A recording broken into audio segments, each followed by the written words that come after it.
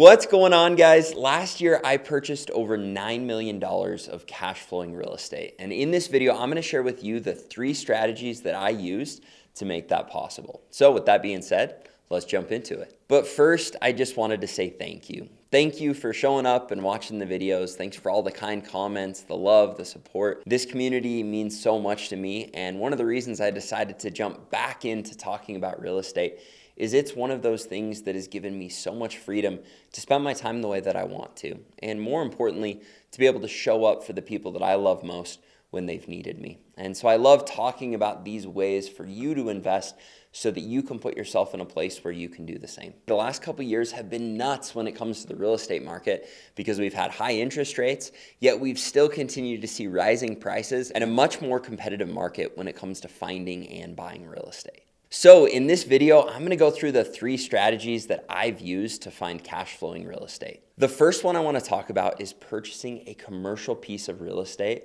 with a triple net lease. I actually had the opportunity to do this for the first time this year, and I purchased 2 commercial gym buildings. Now, the business is still running.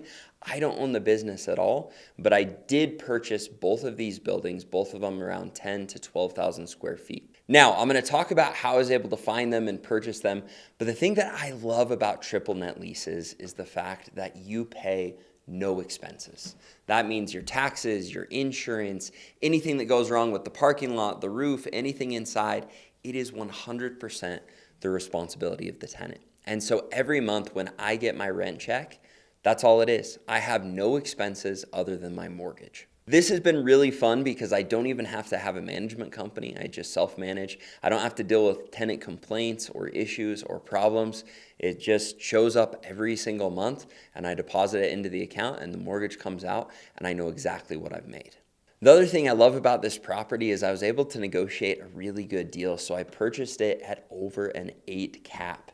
So this delivers a really high cash on cash return now, and it will be substantially higher if rates ever come down. But if they don't, I'm extremely happy with where we're at. One reason I really like these triple net leases is they're supposed to be set up in a way where when you're looking at a commercial building, the cap rate or return you're hoping you get should be determined by the risk.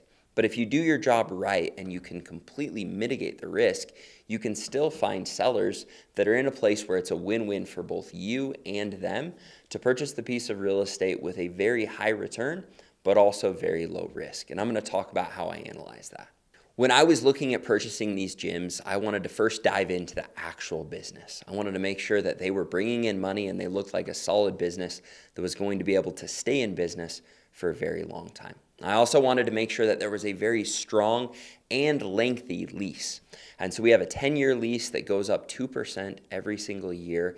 And on top of having a strong lease, I wanted to make sure that they were very strong tenants backing that lease. And on these particular leases, there are multiple different owners, all of which were willing to sign a personal guarantee. So even if the business is struggling, I can go past the business to collect from the business owners. And so I feel like not only is the length of the lease good, the price of the lease is good, but I also have these personal guarantees so that I'm very protected when it comes to the lease on the building. I did my research to make sure I was in an awesome location so that if I ever did have a scenario where this tenant was no longer going to be in the building, I can hopefully find an incredible new tenant and get them on another fantastic lease because I picked a great location. Now, I'm gonna dive into the details of this property later as I go through and make videos of every property that I purchased this last year, but I just wanted to share with you that my mind has been open to triple net leases. One of the biggest cons or reasons that I've historically stayed away from them is I worry about vacancy or the tenant not paying. Because you've got a really big, expensive building, and if they leave and you can't find a new tenant or they're unable to pay their bills, you can find yourself in a really tricky situation. And so those are the big cons that you have to watch out for, and you can mitigate this by making sure you're getting a great business with all the details we just talked about.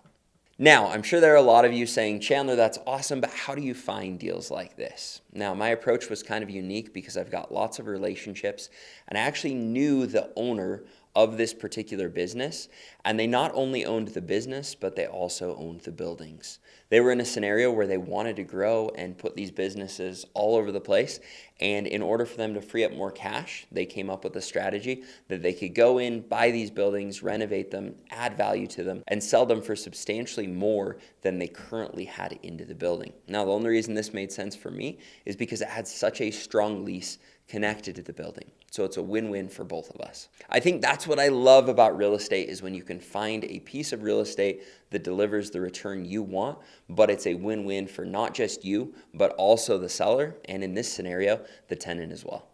So again, we're going to dive into the details of this deal later, and I'm going to spend a full video going through the inspection, the due diligence, all of the fun stuff. But I wanted to let you know, if you have an opportunity to jump into a triple net lease and you can do all the checks and balances, it's a great way right now to find a awesome cash flowing piece of real estate. All right, on to the next strategy I used this year, and that was purchasing out of state Section 8 real estate. I think for me, I've always been hesitant because the cash on cash returns seemed so high on properties like this in certain areas, and I knew there had to be a catch. And so in this video, I want to talk with you about the pros and cons of investing in Section 8 real estate out of state, and some of the things that I've had to go through, the struggles I've dealt with, but also the massive upside that I've found in these kinds of investments, and why I'm going to continue to invest in them in 2025. First off, I want to talk about the pros. Now, the piece of property I bought this last year was a triplex out in Cleveland, Ohio. And on this particular triplex, it's delivering a 35% cash on cash return, which is just absolutely insane. This particular property has leases in place that are all Section 8 tenants. And so that means essentially that the rent is being paid for by the government. And I've been blown away by how well it cash flows, and also by how minimal my expenses have been thus far. I started using what's called a DSCR loan, and I love it. The reason that I love it so much is it gives great terms when it comes to getting a 30-year fixed. The interest rates are a little bit higher than if you were going to do a Fannie or Freddie loan. But what's so nice about it is I've already used all of my Freddie and Fannie loans, and I can have unlimited DSCR loans. This gives me the ability to scale what I'm really good at when it comes to these 1 to 4 unit properties, and to do it in areas like Cleveland, Ohio. Now, the reason that it works really well here is when you've got a piece of property that cash flows a ton, you can afford to pay 1 to 2% more in interest rates, and that puts you in a place where you're still cash flowing really well. I've realized that the higher cash on cash return and cap rates do come with higher risk. You are having to jump through a lot of hoops. You're having to depend on management to make sure that they have the property up to snuff so that you can get the right tenants and so that you can get approved with Section 8. And you've got to have the right people in the right places so that when the worst case scenarios do happen and you have to completely redo a unit or deal with those higher expenses, you know you have a management company that's invested in getting those things fixed and finding the right tenant and getting those units filled again. I think the other thing you have to remember is you are going to most likely be dealing with an older property that just in general is going to have more maintenance requests and more issues. And so again, I can't stress this enough. The biggest key to making this work and getting these huge cash on cash returns in the Midwest areas that have high cash flowing assets with Section 8 rentals is making sure that you have the best management company possible and that you've got all the checks and balances taken care of, and you know how to follow up as much as you need to make sure that everything is going well. The last strategy I want to talk with you about is my favorite by far, and that is purchasing property via seller finance. And so I'm going to dive through what seller finance is and talk about the deal that I found this year, and just be completely transparent with you when I say that if every single deal I could ever find from here on out could be a deal like this one using seller finance, that's all that I would do. First off, I want to explain what seller finance is for those of you that don't know. This is essentially where you find a seller of a property that instead of you needing to go to a bank or someone else to get a loan on the property, they're willing to lend on the particular property. This makes it awesome because sometimes you don't need a down payment at all, or sometimes they'll want 20, 25, 30%. But then the remainder of the property, they finance and you get to negotiate these terms. The property that I bought this last year was a seller that was interested in selling, but they didn't want to list it on the market. They didn't want to hassle their tenants, and they were open to doing seller finance. So I went in, built a relationship through a third party that connected us.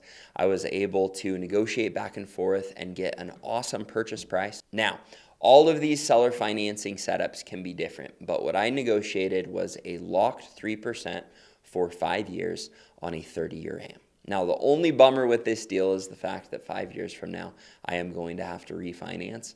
But it was such an incredible deal because I already had negotiated below market value, and they had some pain points when it came to taxes and wanting to break up the money that they had coming in over the next 5 years on this property.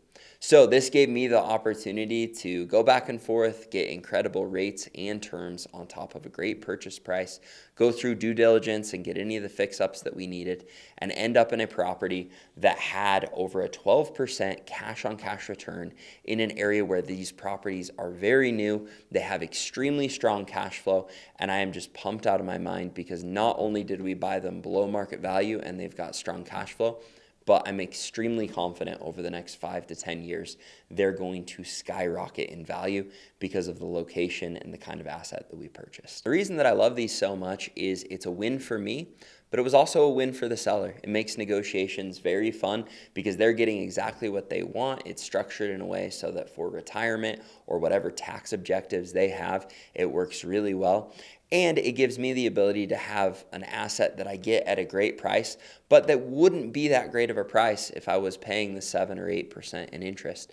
It makes it so that I can cash flow really well these first couple years and put myself in a place where years down the road when I do need to refinance, I have a ton of equity and most likely will be able to pull all of my money out of the property and still have an asset that's cash flowing. The biggest pain point when it comes to these kinds of properties is just finding them. And a strategy that I've found that works really well is anytime I find a deal that I'm excited about, I always put together an offer as far as just purchasing it with a normal loan and an offer that's a little bit lower with favorable interest rates and terms if they were to do a seller financing deal.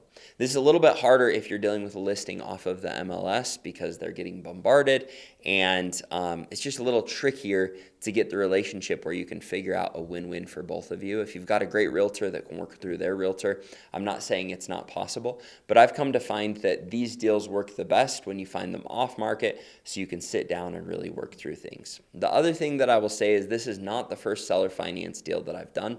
I've done them on multiple other properties, and I think usually my favorite way to find them is either through a third party that connects us, whether that's a realtor, wholesaler, another real estate investor, or just someone that knows that I'm looking and they have a friend that's trying to unload theirs and make it a smooth and easy process.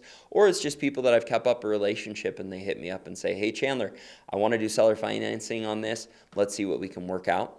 The last way that I found these is through sending out mailers. And I actually just sent out another couple thousand mailers, and I'm really hopeful I'm going to find more deals like this in 2025. Mailers are an incredible way to connect with people who don't want to deal with a realtor, who don't want to list it, but are looking to sell their property and are in a place where you can negotiate with them. And Ryan over at Ballpoint Marketing is absolutely phenomenal. I love working with him and his team, and so this is a shameless plug. I'll put a link down below where you can get a little bit of a discount using my link, but they are so good at figuring out what to do when it comes to these mailers. They can look for properties that have a lot of equity. They can help you narrow in your search on the location that you want, the number of units you want to look for, and just really fine tune where you're sending these mailers to.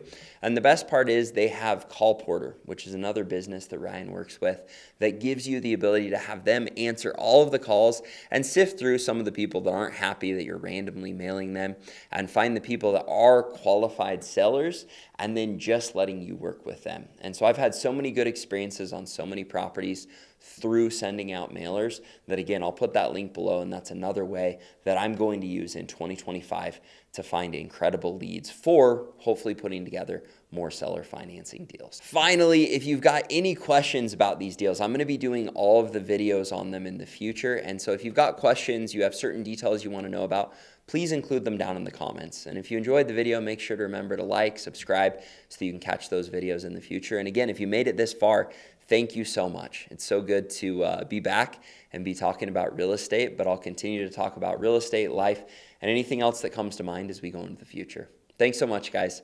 Have a great day.